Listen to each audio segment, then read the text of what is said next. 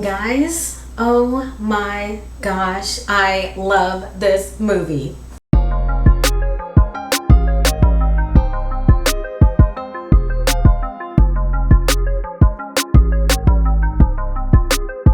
I feel like that intro should just be the review, because I feel like this review is just going to end up being an advertisement for A Quiet Place Part 2 and why you should see it, because I love this movie so much. I had such a good time. I did, go to theaters to see this because I think it's only available in theaters, and I think it goes to, I forgot what happened with all that, because I know, because of Paramount Plus, they had a different deal. I don't know if it's 45 days or whatever. It's the whole thing. But I saw this movie in theaters, and this review, again, it's just basically going to be me talking about why you need to see it, because I think it's fantastic.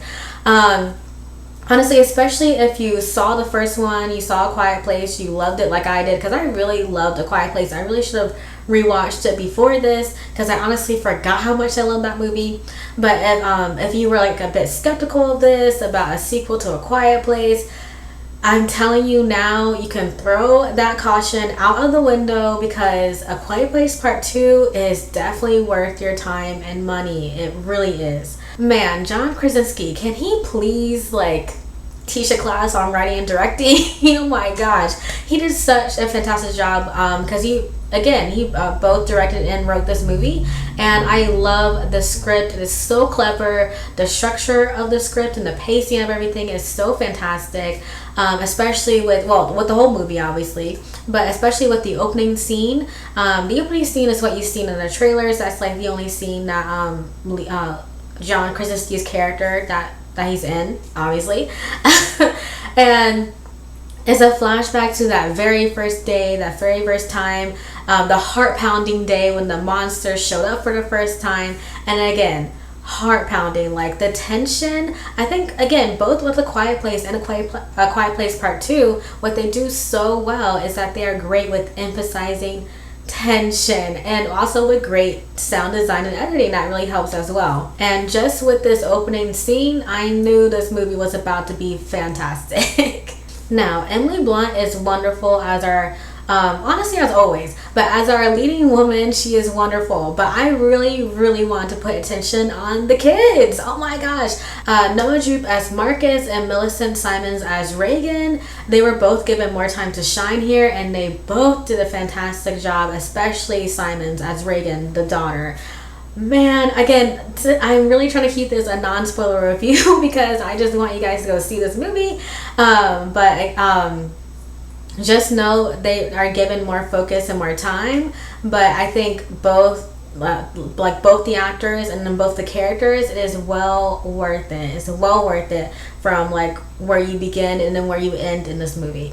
And Cillian Murphy, man, he as kind of new male lead in this movie, he did a great job as well. And he's a different character, because honestly, I'm so used to seeing Cillian Murphy in Peaky Blinders, so it's a different character than what and also Scarecrow. So if you're used to that kind of Cillian Murphy, it's a different character than what we're used to. But I think he did a great job here, and he was cast very well. Now, I actually want to go back.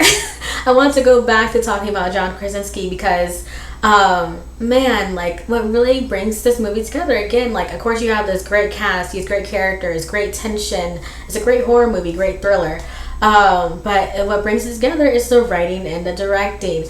And again, unlike the first movie, it is just so fascinating to watch all these kind of pieces be set up and watch how the dominoes fall throughout the movie. If you've seen the first movie, you know what I'm talking about. It's so strange. This actually popped into my head when I was writing my notes for this. It's almost like those scenes of Final Destination where they give you all the visual clues to someone's death scene, but instead of a death scene is an entire movie, and luckily it doesn't always lead to someone's death in A Quiet Place Part 2. But still, I just love how they set up scenes. It's so clever. It's so clever, and it's just glorious to witness.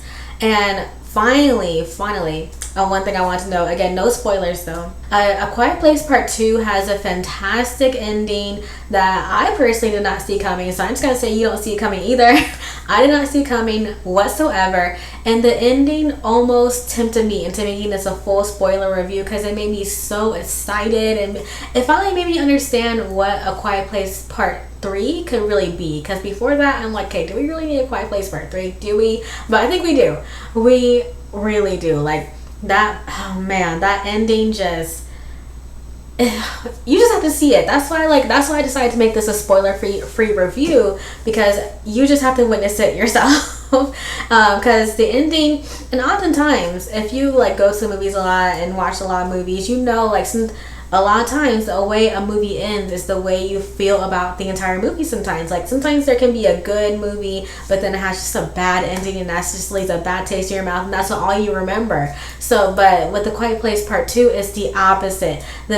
For me, the ending really resonated with me. It's like a dramatic moment, a dramatic ending, and it like not only like touched my heart, but like made me excited for the future. So I think if you love A Quiet Place, if you love horror movies, if you love thrillers, if you just love great writing and characters and direction, I think you would enjoy A Quiet Place Part 2. So is it worth a watch?